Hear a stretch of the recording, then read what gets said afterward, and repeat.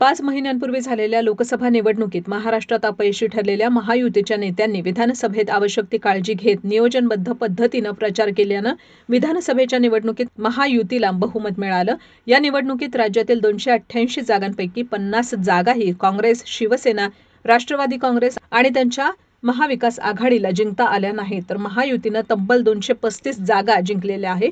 महायुतीच्या नेत्यांनी त्यांच्या या यशाचं श्रेय लाडकी बहीण योजनेला दिलेलं आहे। महिलांना थेट आर्थिक लाभ देणारी ही योजना निवडणुकीत निर्णायक ठरली असं मत अनेक राजकीय विश्लेषकांनी मांडलं आहे। त्याचबरोबर महायुतीच्या नेत्यांनी देखील ते मान्य केलेलं आहे। दरम्यान निवडणुकीपूर्वी महायुतीनं राज्यातील महिलांना आश्वासन दिलं होतं, राज्यात पुन्हा सत्ता मिळाली तर आम्ही लाडकी बहीण योजनेअंतर्गत महिलांना दरमहा 2100 रुपये देऊ।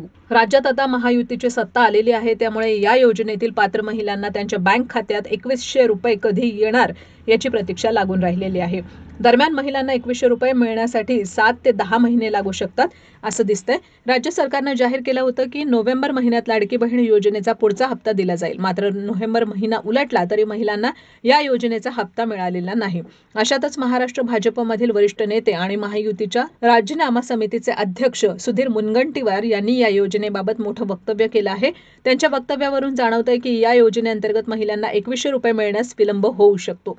मुनगंटीवार यांनी नुकतीच दी इंडियन एक्सप्रेसला मुलाखत दिली। या मुलाखतीच्या वेळी त्यांनी लाडकी बहिणी योजना या योजनेबाबत महायुतीची भूमिका, निवडणुकीआधी दिलेलं आश्वासन आणि त्यावरचा वाढीव खर्च याबाबत रोखठोक भूमिका मांडली होती। या मुलाखतीवेळी मुनगंटीवार यांना प्रश्न विचारण्यात आला होता की निवडणुकीच्या जाहीरनाम्यात महायुतीनं आश्वासन दिलं होतं, लाडकी बहीण योजनेअंतर्गत महिलांना दिल्या जाणाऱ्या रकमेत वाढ करू। महिलांना 1500 रुपयांऐवजी 2100 रुपये देण्याचं आश्वासन तुम्ही दिलं होतं, ते आश्वासन पूर्ण कराल का? कारण राष्ट्रवादीनं म्हटलंय की हे केवळ एकनाथ शिंदे यांचं आश्वासन होतं। यावर सुधीर मुनगंटीवार म्हणाले, आम्ही 100% ते आश्वासन पूर्ण करू।